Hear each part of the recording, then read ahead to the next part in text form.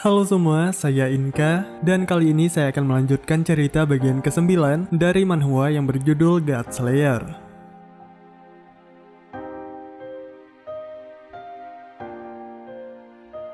Sosok negatif yang mempengaruhi Bu Guru Tian masih terus mencoba untuk menggoda Beming, sebab ia sangat ingin membuktikan jika prasangkanya terhadap Beming itu benar, yang mana menurutnya, Beming tidak lebih dari seorang laki-laki yang ingin memanfaatkan kebaikan Bu Guru Tian demi kepuasannya. Tapi beruntungnya, Beming masih tetap konsisten dengan pendiriannya, dan hal tersebut menunjukkan jika Beming benar-benar tidak berniat untuk memanfaatkan Bu Guru Tian sama sekali. Dengan tubuh terikat, Beming masih terus mencoba menyadarkan Bu Guru Tian agar jiwanya yang asli bisa kembali menguasai raganya tersebut. Tapi tentu saja hal itu tidak akan berjalan dengan mudah, sebab energi negatif yang berada di dalam diri Bu Tian memang benar-benar besar. Hal itulah yang membuat sosok negatif tersebut masih mampu bertahan menguasai tubuh Bu Guru Tian, karena ia memiliki cukup kekuatan untuk menekan jiwa asli Bu Guru Tian agar tidak muncul. Beming yang merasa dirinya sudah mulai kewalahan menghadapi sosok tersebut, kemudian meminta Tengu agar memikirkan sebuah cara yang bisa mereka gunakan untuk mengembalikan Bu Guru Tian seperti semula. Namun tidak ada usulan lain yang bisa Tengu berikan kepada Beming, selain menyuruh Beming meminjamkan raganya kepada Tengu, karena dengan cara itulah Tengu bisa mengakses kekuatan penuhnya. Tapi menurut Beming, ide tersebut sangat membahayakan nyawa Bu Guru Tian, sebab Beming takut jika Tengu kembali berulah di luar kendalinya.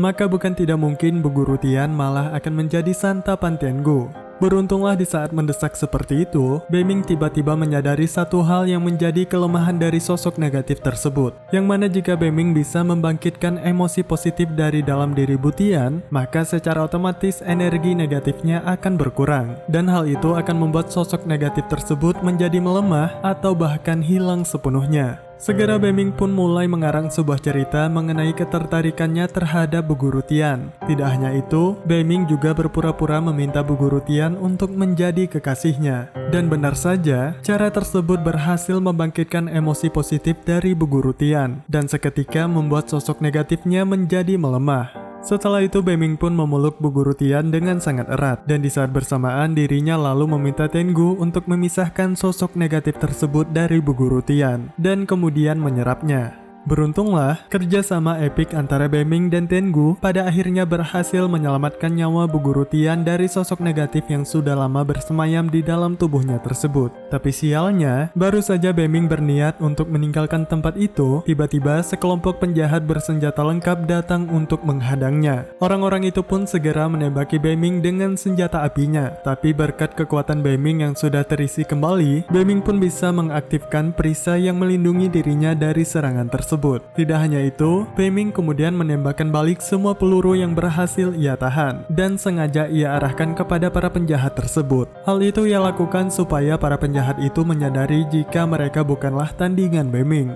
Gertakan Beming itu pun berhasil mengusir para penjahat tersebut. Setelah itu, Beming lalu berencana ingin membawa Bu Guru Tian ke rumah sakit agar segera mendapat penanganan medis. Tapi tidak berselang lama, Beming malah dikejutkan dengan kehadiran Sen yang tiba-tiba sudah berada di hadapannya. Namun anehnya, Sen sama sekali tidak terlihat kesal kepada Beming. Padahal akibat perkelahian Beming, klub miliknya tersebut mengalami kerusakan yang lumayan parah. Walau begitu, Beming tetap menyadari jika dirinya harus bertanggung jawab atas apa yang sudah ia lakukan. Oleh sebab itu, Beming berjanji akan segera mengganti kerugian tersebut. Dan lagi-lagi respon dari Sen sama sekali tidak terduga oleh Beming. Sebab dengan santainya, Sen malah menolak tawaran ganti rugi itu, dan bahkan dirinya sudah menyiapkan kendaraan untuk mengantar Beming dan Bu Guru Tian ke rumah sakit. Sikap ramah Sen tersebut malah dianggap sangat berlebihan oleh Tengu. Oleh sebab itu, ia memiliki firasat jika Sen sedang merencanakan sesuatu kepada Beming.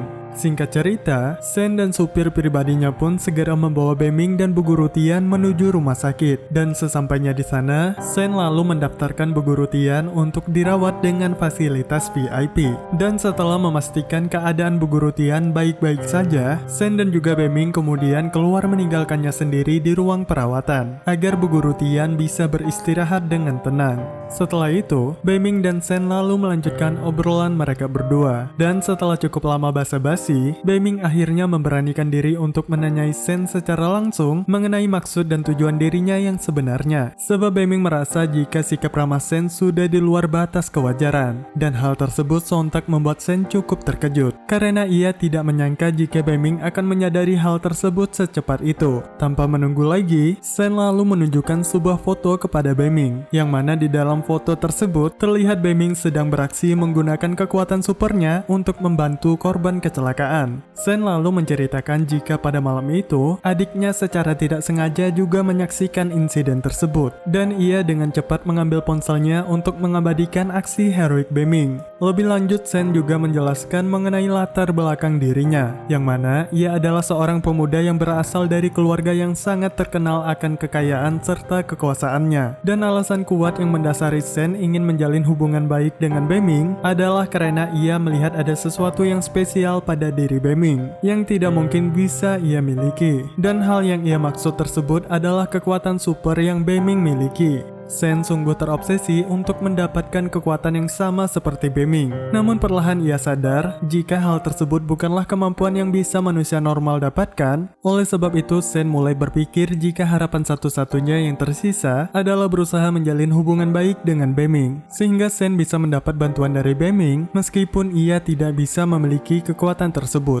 Sen juga mengakui jika dirinya sangat membutuhkan Beiming berada di sisinya. Sebab dengan begitu, maka ambisi Sen untuk mengalahkan kakaknya dan menjadi pemimpin keluarga akan segera terwujud. Selain itu, ia juga berkemungkinan mampu membalaskan dendam ibunya. Namun Sen tidak menjelaskan lebih lanjut tentang dendam yang ia maksud itu. Setelah memaparkan tujuan dan maksudnya tersebut, Sen sangat berharap jika Beiming akan bersedia bergabung bersama dirinya. Dan tanpa pikir panjang, Beiming lalu mengatakan jika ia bersedia membantu Sen dengan segenap kekuatannya. Sebab bagaimanapun, Beiming merasa jika dirinya sudah berhutang banyak dengan Sen. Di saat bersamaan, Sen dan Beiming tiba-tiba dikejutkan dengan suara Bu Guru Tian yang berteriak meminta tolong. Dan setelah dicek, ternyata Bu Tian hanya sedang bermimpi buruk. Sen kemudian mengatakan kepada Beiming jika dirinya mengetahui sedikit mengenai latar belakang Bu Guru Tian, karena keluarga mereka sempat menjalani bisnis bersama. Bu Guru Tian sebenarnya memiliki seorang kembaran, namun kembarannya tersebut mengalami sebuah insiden yang menyebabkan ia tewas pada saat mereka masih kecil. Sejak kejadian tersebut, Bu Guru Tian seringkali menyalahkan dirinya sendiri atas kematian kembarannya itu. Sepenggal cerita dari Sen itu tiba-tiba membuat Beiming sadar jika sosok negatif yang menguasai raga Bu Guru Tian sebelumnya tidak lain adalah perasaan bersalah Bu Guru Tian yang selama ini ia pendam sendiri. Di saat bersamaan, Beiming tiba-tiba mendapat telepon dari Yu'er yang meminta bantuan darinya. Namun Beiming tidak mengetahui pasti apa yang sedang terjadi dengan Yu'er, sebab teleponnya tiba-tiba langsung terputus begitu saja. Seketika Beiming pun menjadi panik, sebab ia sangat mengenal Yu'er sebagai seorang wanita kuat yang sangat jarang membutuhkan bantuan orang lain. Dan hal itu menandakan jika Yu'er benar-benar sedang terancam.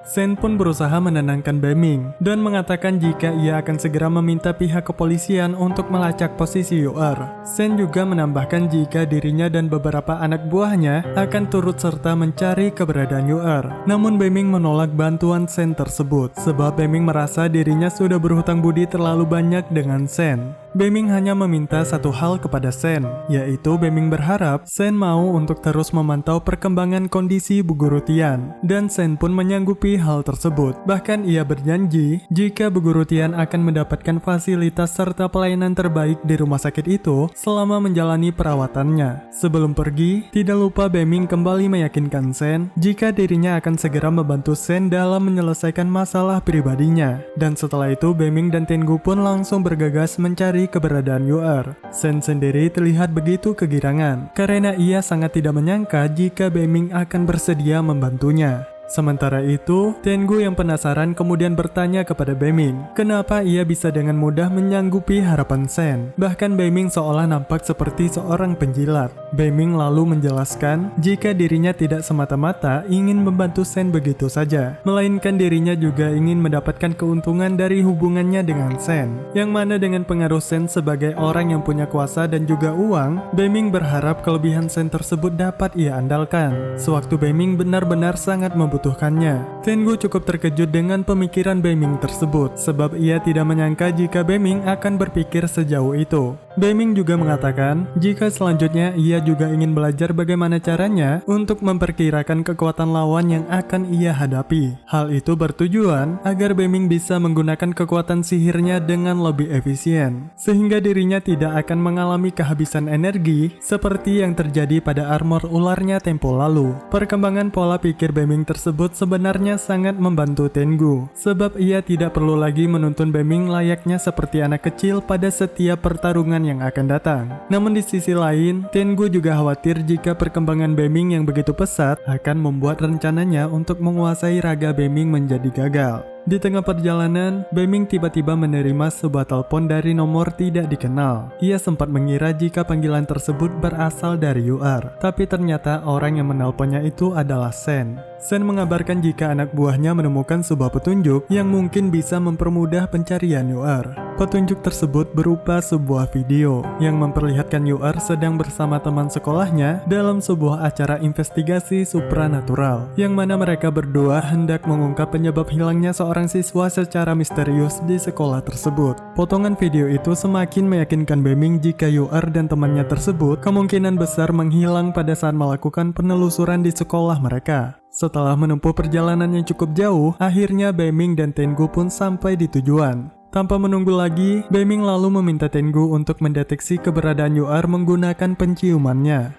Tapi yang aneh, Tengu sama sekali tidak bisa mendeteksi keberadaan UR di tempat tersebut. Di saat bersamaan, Sen lalu kembali menghubungi Beiming dan mengatakan jika ia kembali menemukan sebuah petunjuk. Kembali, sebuah potongan video memperlihatkan UR dan temannya tersebut sedang melakukan penelusuran di dalam bangunan sekolah. Namun tiba-tiba ada sesuatu yang berusaha menyerang mereka berdua. Dan di penghujung rekaman, terlihat jelas ada 3 sosok monster yang berhasil tertangkap kamera dan diduga kuat menjadi dalang dari kejadian tersebut. Dengan cepat, Beiming dan Tengu berlari menuju tempat terakhir keberadaan UR dan temannya. Dan tanpa mereka berdua sadari, monster berkepala 3 yang sebelumnya terlihat di rekaman, kini sedang mengintai mereka berdua. Beruntunglah, pada saat monster itu ingin menyerang mereka berdua, Beiming dan Tengu bisa merasakan ada sesuatu yang mendekat dengan sangat cepat ke arah mereka. Refleks menghindar yang bagus tersebut berhasil membuat Tengu dan Beiming selamat dari serangan yang mungkin bisa berakibat fatal itu.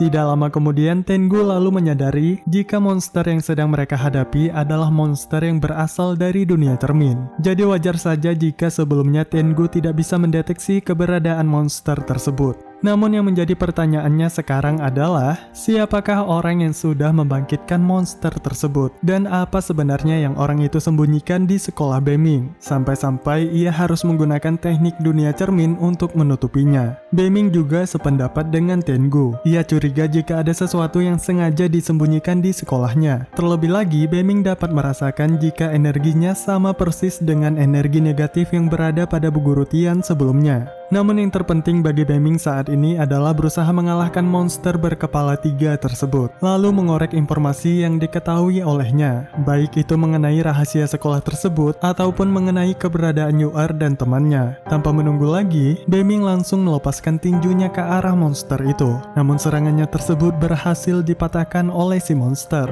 Tapi Beiming tidak berhenti sampai di situ. Ia lalu mengaktifkan armor ularnya yang seketika membuat monster tersebut terpental. Tindakan Beiming itu berhasil memancing emosi sang monster dan membuat ia sangat marah. Serangan demi serangan pun ia coba lancarkan kepada Beiming. Namun tidak ada satupun serangan darinya yang bisa mengenai Beiming. Berhubung monster tersebut masih enggan untuk memberikan informasi yang Beiming inginkan, Beiming pun berencana untuk menghabisi mereka menggunakan pedang Demon Slasher miliknya. Namun tiba-tiba Tengu menghentikan Beiming, karena Tengu merasa tubuh asli dari monster tersebut bisa Tengu gunakan sebagai wadah untuk menyimpan jiwanya. Perlahan Tengu pun mulai mendekati sang monster, dan ia berniat ingin membuat si monster mengeluarkan kemampuan penuhnya. Dan pada saat itu tiba, maka Tengu akan segera menelan semua energi negatif yang ada pada monster tersebut. Ternyata monster berkepala 3 itu mengenal baik Tengu sebagai salah satu tetua yang diagungkan di kalangan para iblis. Namun mereka juga heran kenapa Tengu yang terkenal akan keperkasaannya kini malah terikat bersama dengan manusia lemah seperti Beiming.